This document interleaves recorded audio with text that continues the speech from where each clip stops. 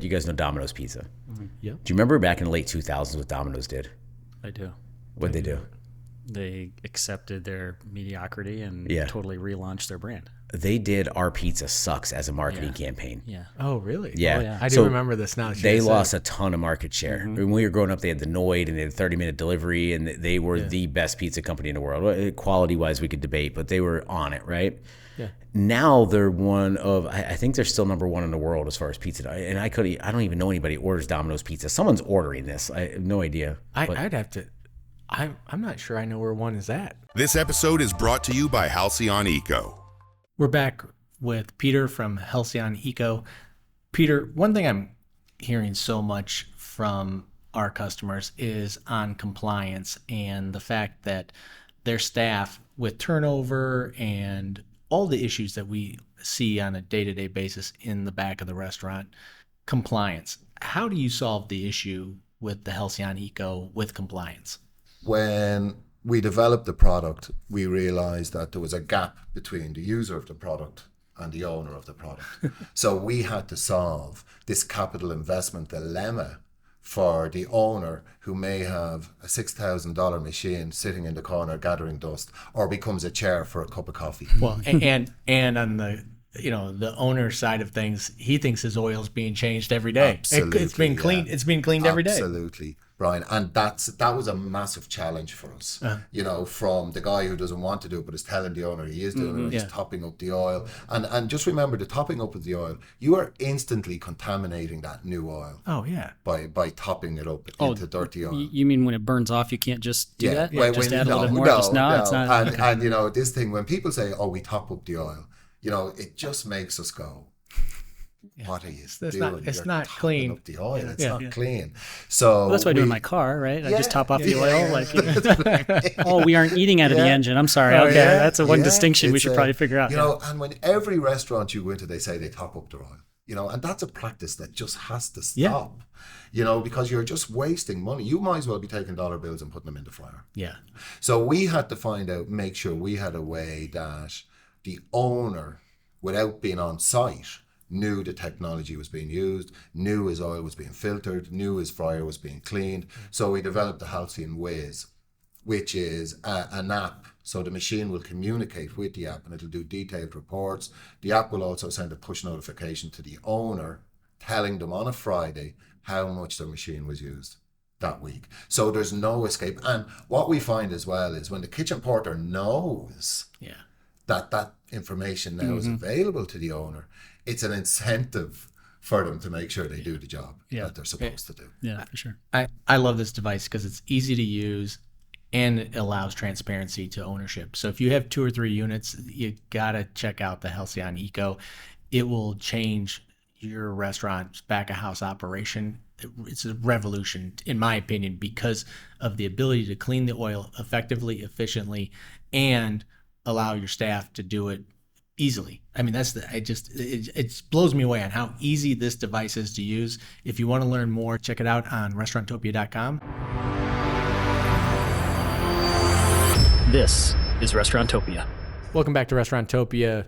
We got Anthony Hamilton. Hey, what's up, man? Dave Ross. What's crack-a-lackin'? Myself, Brian Seitz. Anthony has a special episode for us today. What are we talking about? Is every episode special? Because I think they are. Special. My mom used to call me special all the time, and I don't know if I was. It's like picking your favorite kid. I got a favorite kid. You got a favorite kid? Of course I do. Yeah.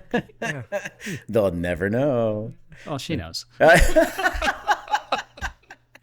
You only have 2. Yeah. Oh, that's funny. All right, listen, I want to talk about, again, we're struggling in the industry, right? And it's a slog. It has been for a few years, maybe 5 years now. I don't know who's counting. But I want to talk about a business strategy I've seen a lot work recently that really is uncomfortable for a lot of people and maybe impossible in some instances, but I want to give people the courage. And what I titled this episode is, you got to spend it to make it. Okay. Right? You got to spend it to make it. And I think we're talking about investments here, right? And so what is an investment? It's a commitment to resources. You expect to get some sort of return on that. Is that correct? See, otherwise it's just a cost. So. Yeah. Okay. But we get those. It would be an expense otherwise, right? Yeah. And we get those confused all the time, don't we, though? Yeah. I think, my episode on the secret cost killers in your kitchen and beyond, this is like the flip side of that coin. It's like you can't be too, I don't want to say cheap for your own good, but you can't cut your way to success when it comes to expenses. You can't save your way to wealth. Yeah, those things you're cutting are probably not going to save your business. No. But they're going to help you be able to invest in your business. Well, I think what Brian's talking about is hemorrhaging too, and you always got to stop the bleeding, right? So I think these two things aren't necessarily as correlated as you think they are. This is two separate ends of the spectrum of restaurant operations. Inevitably, no matter how much you're investing, no matter how many returns you got, no matter how much money you're making, you have to limit those unnecessary expenses and, again, hemorrhages, right? Yeah. But well, and I guess the ones I talked about too are you're not getting less internet. You're not getting less electricity. Like you're actually just paying less. You're negotiating better on those. Right. Yeah. So it totally different than the investments that you're talking about. And investment doesn't have to be money either. So that's an important notion. It could be time, it could be creativity, it could be effort, it could be many of those things. So let's make sure that's clear. But always remember, the bigger the investment, usually the bigger the risk, and the bigger the risk, the bigger the reward, right? So that's kind of how this goes. I'm new to this whole game, so I'm just kind of pulling this out here. I'm just kidding. Yeah, no, lay it on us. But listen, think about companies that have done this in the past, right? You guys know Domino's Pizza. Yep. Do you remember back in the late 2000s what Domino's did? I do. What'd they do? They accepted their mediocrity and totally relaunched their brand. They did Our Pizza Sucks as a marketing campaign. Yeah. Oh, really? Yeah. Oh, yeah. I do remember this now. They lost a ton of market share. When we were growing up, they had the Noid and they had 30-minute delivery, and they were the best pizza company in the world. Quality-wise, we could debate, but they were on it, right? Yeah. Now they're one of, I think they're still number one in the world as far as pizza. And I don't even know anybody who orders Domino's Pizza. Someone's ordering this. I have no idea. I'd have to. I'm not sure I know where one is at. Yeah, they're there. Well, but people do. I mean, this. I will find the story and I'll put it in the show notes. I'll link it in the show notes. There's a CMO came in, and decided to do this and just completely transform the company. Yeah, it's an incredible story. Yeah, it is. Yeah. Well, their story. Have you ever seen Pizza Tiger or the book? Pizza Tiger. So it was about, I can't remember Tom's last name, but he was the founder of Domino's, and how many times he succeeded and went bankrupt and succeeded and went bankrupt. It's wild. Yeah. Great read. Wow. Talk about an entrepreneur story. Next thing you know, he's building a Frank Lloyd Wright inspired office for like $10 million as a point of pride. But I think pride might have been his biggest downfall in some of those. Anyway, I digress. Good read. Yeah, it is. So they did a redesign on their storefronts, the reformulation of their recipes. They basically said, you know what, it got us this far, but we suck at what we're doing now. We're going to redo it. And then they did an unprecedented lean into technology. So you're a flailing company. You've lost market share. You're on your way down. Inevitably, you're public traded at this point. How do you go to your investors or your shareholders and you say, hey, look, great idea. We're going to spend way more money, right? And they're like, oh, that sounds awesome. And hold on. I buried the lead. We're going to tell everyone our pizza sucks. We're going to spend all this more money on telling people just what we're bad at. Yeah. And they did. They did. And they came out with a resurgence, and we're talking about it here 10, 12 years later. So that's how profound this was. But it's such a great example. Starbucks did it too. In the financial crash of 2008, they were struggling hardcore. I don't know if you guys remember or not, but they shut their stores down for like 3 or 4 days at a time. They shut their stores down to retrain their employees. How expensive is that when you're a national corporation and you have how many locations? You're like, you know what? Blanket approach. We're shutting down how much revenue did you lose? Yeah. Well, I don't know if you've seen a Starbucks recently. They're not exactly struggling. Or how much did you gain? Yeah. I mean, because that's really lost in a moment, right? Correct. But to the crux of your episode investment. How much did that investment really return? Mm-hmm. So that to me is a great example of really some courage in the marketplace of people who weren't afraid to invest. It seemed to be the exact wrong time, but it was in fact the exact right time. Both of those organizations are at the top of their game financially, globally, right? They're always expanding, they're always omnipresent, and they're not going anywhere anytime soon. But they've went through this. So as an independent, you can't necessarily feel bad for yourself because you're struggling business-wise. Almost every successful business or business owner I know has been at the bottom and been at the top and been at the bottom, been at the top. So you just got to have the courage to make the move, right? But we know business will change, and it's not so much that whether the luck favors you with the change or not. It's how you react to it, and that is the key to success. Yep. Because everyone's history is not linear, and it's just ups and downs. So how are you going to react to it? Yeah, it's a great question. And it's up to you, right? Sometimes you got to dig down deep. But again, we talked about crawling back into your hole is probably the worst possible idea, right? You got to shoot your shot. And I think with most entrepreneurs, and restaurant people aren't exactly the same, but with most high-level entrepreneurs or investments, they're willing to swing for the fences. Yeah. They're willing to strike out. They know they can build back up. Restaurateurs, for some reason, aren't like that in the same way. And I think that's why it's a worthwhile conversation, probably. That's interesting. That I would agree with you, but once I, 10 years ago, build my restaurant, I put in the kitchen and I do all the work, like I'm not doing that again. Yeah.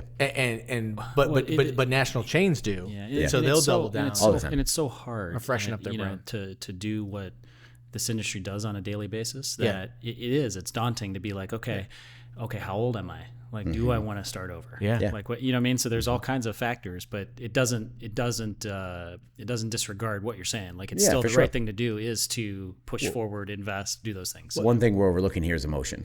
And pride. So when you start a concept, that's your baby, that's your livelihood, it's where you raise your kids. There's ego in this industry. No, I haven't noticed. But I can tell you that McDonald's doesn't give a shit. If the numbers don't produce it, they close it down. Right? Yeah, but also, should you be looking at, all right, we're doing really, really well right now.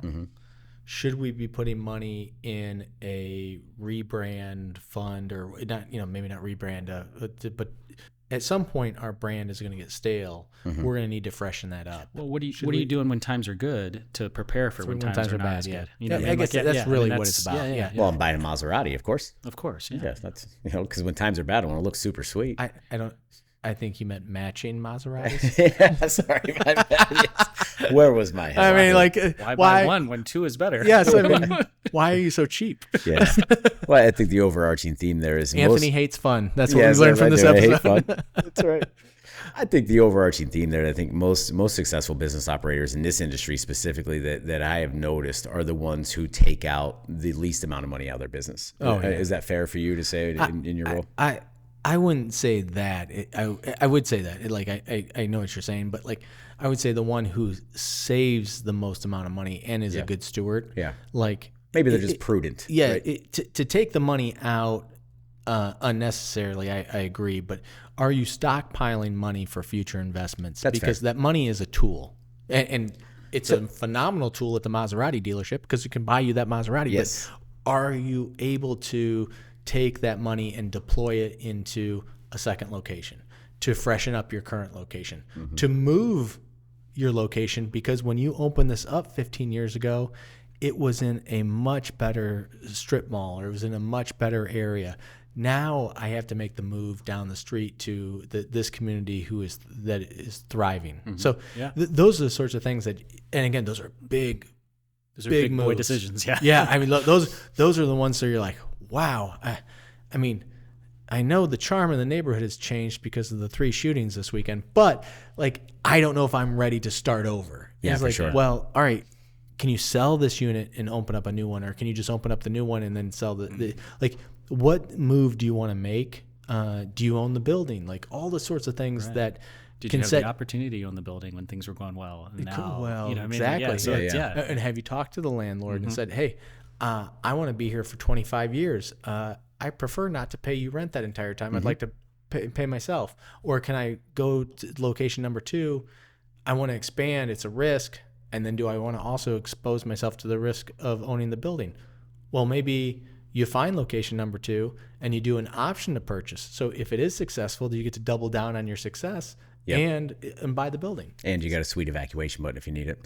I think you unpacked right there. The one statement you said is money is a tool. And I think the business person's relationship with money is everything in this. Of course, we love money. That's what we're all doing. But the fact that you've really called it a tool, and that's what it is. It's not. That's all it is. Yeah. Because at the end of the day, what can you do with, like, whether it's the Wolf of Wall Street and you got a pocket full of fun tickets, or you're trying to invest in your kids' education. It's a tool, and not to sound like Wolf of Wall Street, but like, I've been broke and I've had some money. having money's better. Having money's better. Yeah, it sure is. Yeah.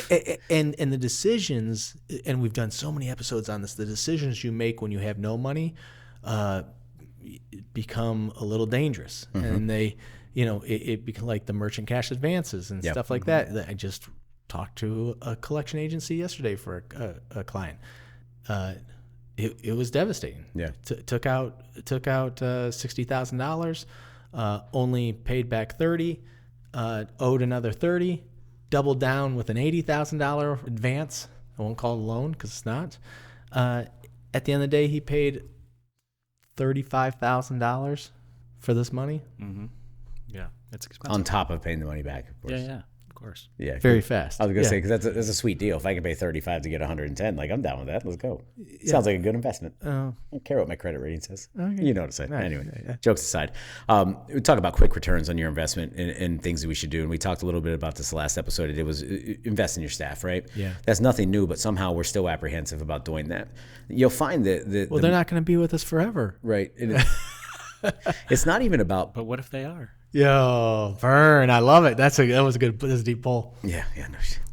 So it's one of those things where you might have the people already where you want to change their lives and make sure they stick around forever, or it might be going out to the field and getting a professional. Yeah. You'd be shocked at like how many people would rather pay that person who's a little underqualified because they're cheaper, but they ignore the gains you get when you find that A player. Now, there is risk involved. I've seen so many people hire a high-level individual and then don't pan out. That's a painful process.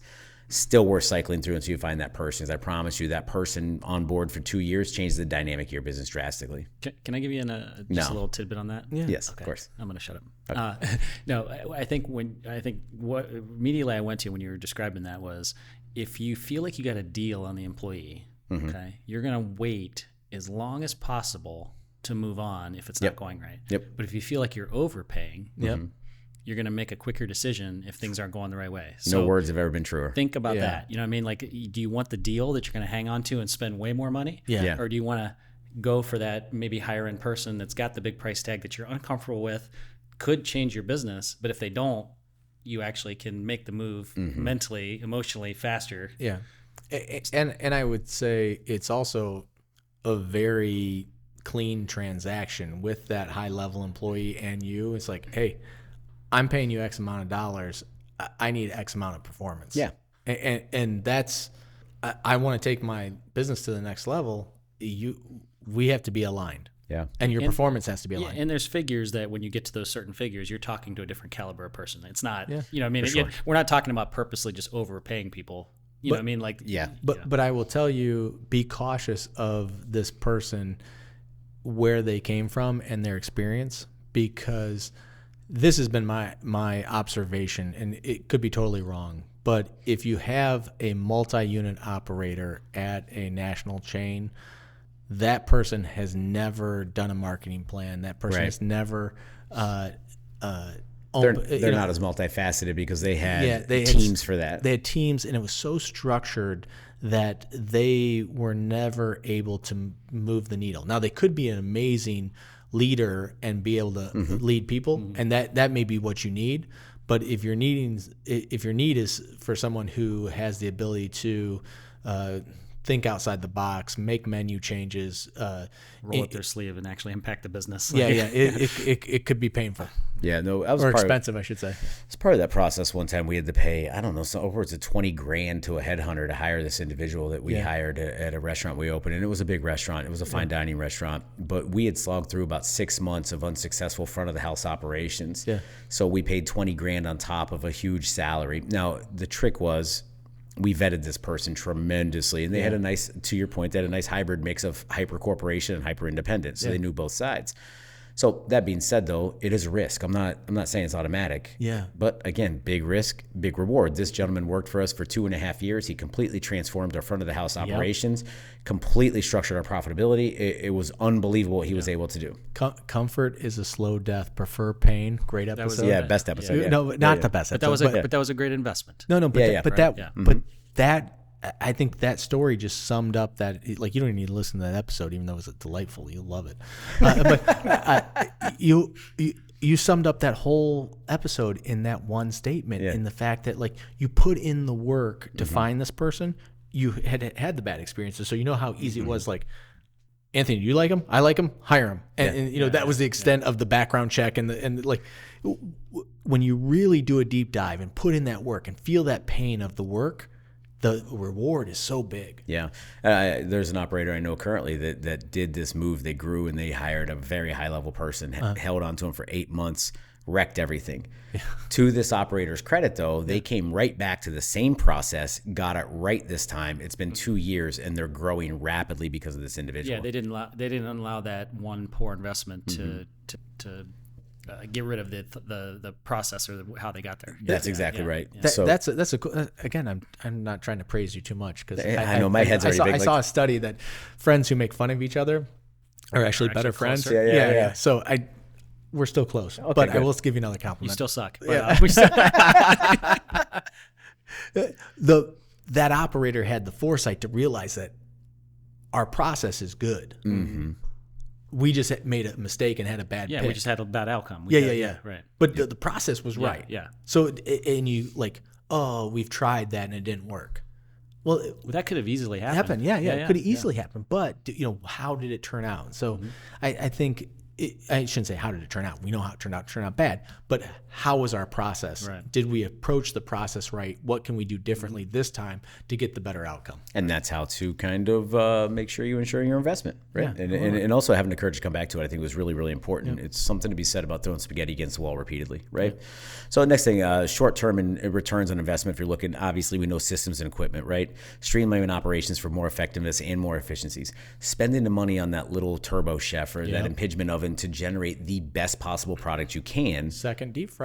That's what I'm saying. It's like you're in my head or something. Oh. How do you know what I'm up to? I'm just saying. I know it. I hear things. I was going to say, because I've been working on that yesterday and today. It's like, I've been hearing things about it's getting delivered this afternoon. I saw the invoice. It's about time. Rabbits out of a hat. I'm just kidding. I was going to say rabbits out. I was like, wait, you saw the invoice already? I mean, you overpaid for it, but I did not overpay. It's the same model. I have a good relationship. Anyway, so systems equipment are important. Most people don't get the floor model of the deep fryer, but like I said. No, but okay, so let's use that as an example. We have an operator here that was very limited. They had, at one point in time, they had 0 deep fryers, and they were serving out things that should be deep fried. They were cooked in an oven and sending them out along with their pizza and stuff.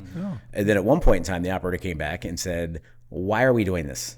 Just so we can say we do? Because the quality's not there. It's not driving repeat business, and it's went on for years. It's no secret business declines. Yeah. So you plug in a deep fryer. Now all of a sudden, those same items are so popular, they can't produce them enough. So then it's like, okay, time for another deep fryer, right? So not another oven? Yeah, not another oven. Right, not another oven. Yeah, absolutely. How did they fix the hood problem, though? What's that? How did they fix the hood problem? There's no hood problem being fixed yet. Oh, okay. Yeah. I can tell you they have about a centimeter of tolerance on either side. Gotcha. So friendly fire marshal, everything's good. But there is a hood, though, right? Yes. There's a hood. Okay, I didn't know if this is a patio deep fryer. Like, I don't know. Well, here is the trick, though. So the sales are waning, right? And you're doing everything you can to do CPR in this organization. You have a 6-burner range that takes up the whole hood. Mm-hmm. So not only to buy a fryer and then pay someone to run the gas, the quick connect, which is $300, the fryer, which is over $1,000. Yeah. Then you got to buy a new stove. So you take the old stove out, pay someone to take it away, put a 4-burner stove in to fit the room. Now it's a matter of dragging a freezer across the line and switching 4 things up, running more electricity. It's going to cost you another $2,500. Yeah. So now's the time where most operators will look and be like, oh my gosh, things are tight. The last thing we want to do is spend $25 more. Yeah. This operator says, nah, we're doubling down because we know this works and our intuition is telling us. Double down, throw in the extra deep fryer. Then all of a sudden you have the capabilities not only to handle the business you have, but launch a ghost kitchen concept out of the same place. So this is the whole process of exactly what I'm talking about. And maybe my familiarity with this process is exactly why I did this episode. So I don't know. Bingo bango. I love it. Invest. Yeah. So then you can talk about POS and different technologies as well, which we know, scheduling software, marketing software, revenue streams, and how about even in social media influencers, right? Had an instance where that happened at the same location last week where you show up and the operator's complaining that they could not keep up on their fryer. And then you start putting 2 together like, oh, wait, you paid an influencer to post on a Wednesday and all weekend you were so slammed you couldn't take it. That's a good return on investment, I think, so long as you deliver it properly, right? I love it. So those things are good. And we talk always about marketing and advertising, I think, is a no-brainer. Just picking the right stuff is hard to do. Not all avenues are effective, but when you pick the right run, the returns are immediate, just like the example I gave. Yeah. And again, understand with marketing and advertisement, your initial return might not be a break-even scenario. But the idea is with marketing in general, I think, is to get more people to think about your brand and more people in. So a much longer-term play there for sure. Special events always help. Believe it or not, trivia is such a big deal this day and age, right? And we've talked about this in other episodes. But I'm a fan. Me too. It draws people. I never feel smarter than when we have Jeopardy playing in the house. And I yell out the answer. Celebrity Jeopardy is the best. Oh, because they have Jeopardy toned down to like 50. Yeah. I'm just slaying it. I'm slaying it. Yeah, normal person Jeopardy. Yeah, exactly. Yeah, I'm betting 0 at the end because I know I already won. But I'm playing against a 9-year-old, so I guess you got to temper that. But and we talked a lot about special events, music, trivia, comedy, that sort of stuff. Renovations are a big one, and this is one I think gets overlooked all the time, right? I would agree. I think this one is easy in the sense of like it's something that every restaurant that is kind of long in the tooth or is having problems can do. That doesn't have to cost a lot of money, but like if your restaurant's clean and you update it a little bit, like take down the curtains. Can we take down the curtains? I mean, for sure. The dusty curtains from 1972, right. I just think that there's things that you can do that really can freshen up your brand, whether it's light fixtures, maybe swapping out the sink in the bathroom or something that you can do that make the place look better. No question. And so the next thing is, so we talk about a refresh in that instance, right, where you just do a surface level, but then there's also wisdom to do a full remodel too. Yeah. Because then all of a sudden you get the press involved, you get the ballyhoo of a re-grand opening, all those things that you get to capture that magic again and reintroduce your brand, the new and improved you, to the general public. Yeah. And with a nicer environment, you have less hospitality hurdles, and again, you're driving more repeat business that way. So reconceptualizing is a tough one. That's a probably last resort in my world, but sometimes you got to do it. Sometimes you got to do it. Well, sometimes your concept's dead. Yeah, and you're stuck in a 10-year lease, and you got a personal guarantee behind it. You got to do something with it. But also, we're not in the business of closing restaurants. We're in the business of giving the customer what they want. Yeah, and that if that means putting a new concept in there, so be it. Yep, that's absolutely right. And then last but not least is just different technologies. We talked about ad nauseum here on Restauranttopia, but costing software is a big one in my world. Reservation systems and customer relationship management software is a big one in my world. Yep. Loyalty software based on the CRM, and then also training software, which we're embarking on currently. Those things don't necessarily have an immediate impact, but boy, once you have them locked in, you truly see the value of just how many more informed decisions you can make. But with the software, I would say invest in the software is not just the monthly cost. Invest in training, invest in learning, invest in using the software. I see so often that people sign up for the software thinking it's going to be an instant fix. But hey, if you're going to use Margin Edge, you got to learn it, know it, and get the most out of it. Yep, that's absolutely right. And merely signing up is not going to do it. No, it takes a lot of work. And none of these softwares, even though they promise easy fixes, are not easy fixes. Yeah. But damn it, once you master them, they're irreplaceable. You can't live without them. Yeah. So I'll say for probably the 10th time today, you can't save your way to wealth. And if I could leave you with anything at the end of this episode, when times are tough, stop solely looking at savings. Look at areas you can invest to make your business more robust, more friendly, more appealing. I think you'll have better results. I agree. I love it. Anthony, it's an awesome episode. Appreciate it. Invest in your restaurant, invest in your business, especially when things are shrinking. Get the money out there. For anybody out there in the restaurant industry that sells into the restaurant industry, listeners out there, if you'd like to make an investment, Restauranttopia is taking sponsorships. Great idea. I see what you did there. Push it out there. You can reach out to us on restauranttopia.com. Even if you're looking for a guest spot, looking to just sponsor one episode, a whole season. Our newsletter is fantastic. All kinds of ways to get that done. But yeah, check us out on restauranttopia.com and reach out. Yeah, if you're a manufacturer or service provider that targets the best run and most profitable local independent restaurants in the United States, Restauranttopia is where you want to advertise. .com